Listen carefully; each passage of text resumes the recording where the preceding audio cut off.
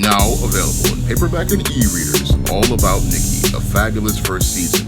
The Fresh Prince of Bel-Air meets Clueless in this absolutely fabulous African-American 1990s teen sitcom. Get all 13 episodes of All About Nikki, The Fabulous First Season in paperback and e-readers today. In Sunday's game against the New York Jets, wide receiver Antonio Brown had a meltdown where he stripped off his jersey and his pads for football, threw them into the crowd, waved goodbye, and then stormed off the field in the middle of the game. Now, this display of anger was shown in front of millions of people who were watching the game, and while many people see it as an incident of another prima donna player, when I take a critical examination of the behavior of Antonio Brown, it fits the pattern and profile for beta males that I talk about in my book, The Man Crisis. Now, your Antonio Brown alleges he was injured and was forced to play injured, and this was the reason why he participated in that emotional and impulsive display. Now, your Antonio Brown says that this injury was very serious and he did not want to play injured. And what's really interesting to me is that the coach of the team says that your Antonio Brown did not have said injury before the game, but as I see it, with your NFL, I would like to give your Antonio Brown a benefit of a doubt because the NFL is a modern day slave plantation, and that modern day slave plantation loves to go out here and mistreat its high priced slaves, and that's one of the reasons I'm giving him the benefit of a doubt. But your Antonio Brown's display definitely fits that pattern and profile I talk about regarding beta males, because many beta males, they don't know how to think critically and they don't know how to go out here and problem solve. Now, this is due to the way they are raised in gynocentric environments like single mother households. And because these men are raised in these gynocentric environments like single mother households and households with beta male fathers, many of these males, they don't know how to go out here and think critically, and they don't know how to think long term about the consequences of their actions and how they can have an impact on them long term.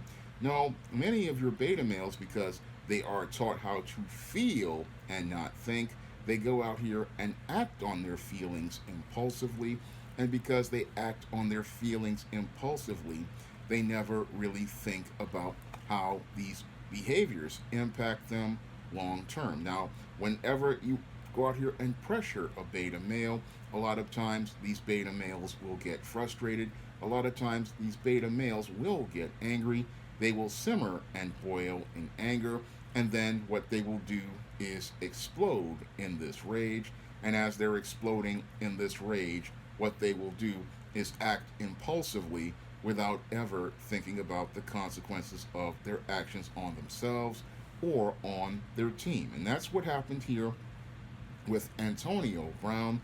He wasn't thinking about the consequences of his actions on his team, which I think lost that game, and he was not thinking about the actions as related to how it was going to impact him as related to his money. And as a result, he wound up losing, I think, some bonus money as a result of his display, and he's definitely probably going to be fined by the NFL, but that's not something he was really thinking about because he was in his feelings, and that is not something a man goes out here and does. No, a man knows how to navigate through his emotions, and because he knows how to navigate and work through his emotions, he will go out here and work, and while he's dealing with his anger, he'll still play the game, and then he will just go on and walk away and just leave things right where they are. So that's something he would do out here if he had an issue or a conflict, and then after that he would then go out here and then try to work that conflict out with the team's management, like the general managers and the head coach. And that's something men would do. But in these days of beta male coaches and beta male players, what we saw with the Tampa Bay Buccaneers was a lot of emotional display and not a lot of critical thinking, because optically this makes the entire team look bad.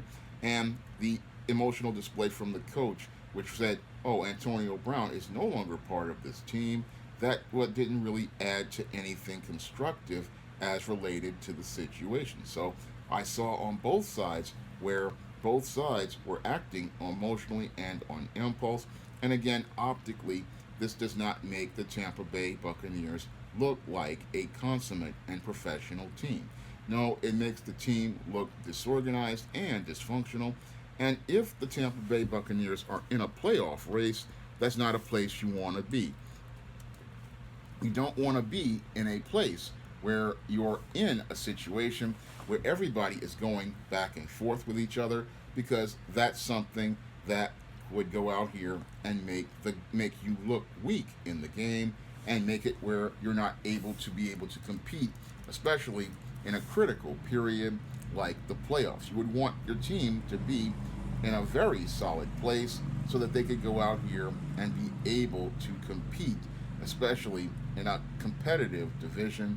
Because when your guys are out here going back and forth like this, it's not a good thing for to have your team like this in this type of condition. It's not good for the team to have the wide receiver, an essential player, act in a place where he's not emotionally right, and it's not a good place for the coach to be in a place where they cannot rely on said player. So when I look at this whole situation again, a lot of people want to look at Antonio Brown as related to being a man in crisis, but I look at the whole thing as related to the Tampa Bay Buccaneers coaching staff also possibly having men in crisis working as part of that organization. Yes, they are authority figures, but authority figures also have to respect a player if they say they are injured. If that player is injured, then you just take them off the field, especially in a throwaway game where your Buccaneers, I believe they were 12-4,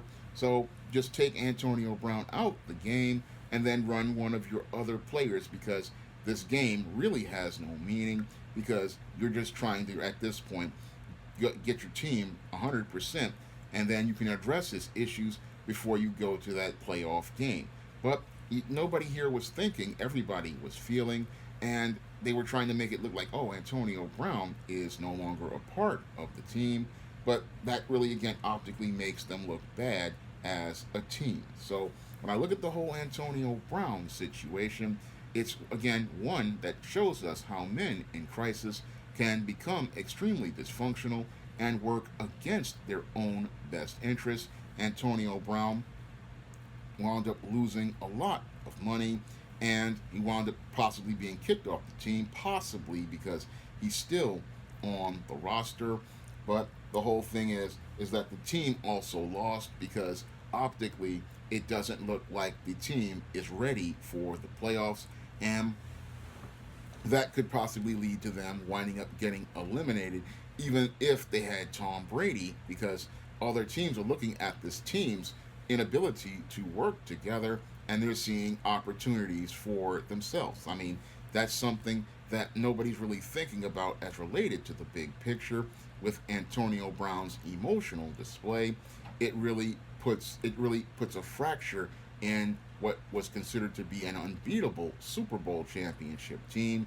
And these type of fractures are the things that whole other organizations go out here and capitalize on. And that's why you have to deal with beta males if you have them in your organization, because when beta males are in your organization, what happens is these males, because they're emotional and they're in their feelings, they create chaos, they create havoc, and what happens is that you're not able to go out here and meet the goals that you're trying to accomplish. Like the Tampa Bay Buccaneers, you're not able to focus on goals like trying to win another Super Bowl and try to take your team into a repeat championship situation. Whenever you have players and coaches that focus on feelings over the ultimate goal, what that does is it makes it where that team has weak links, And it's all those weak links that other opportunists come in and take advantage of to go out here and make themselves winners at the expense of a team that has guys who have a mindset of a loser. And that's because it's all about them and not about the team. And that type of thinking can wind up undermining a team and making it where that team is not able to accomplish what it needs to accomplish out here. And that's what happens when you have a man in crisis in a critical position. When a man in crisis, a beta male, is in a critical position, all he thinks about is himself. All he does is focus on his feelings. And when he focuses on his feelings, it makes it where you wind up not able to meet your goals, and you're not able to accomplish what you need to accomplish, and you're not able to get your team to a place where it needs to be competitively. Now, if you want to learn more about the dysfunctional behavior of beta males and how to break out of that paradigm, you can pick up my book, The Man Crisis, on Amazon.com in paperback and Kindle format. You can also pick up The Man Crisis on Smashwords, the iBookstore, and Google Play. And if you want to see me make more videos like this, you can donate to my Patreon, my PayPal, or my Cash App by clicking the links in the description box. That's all I have to say for this video. You can comment, rate, and subscribe.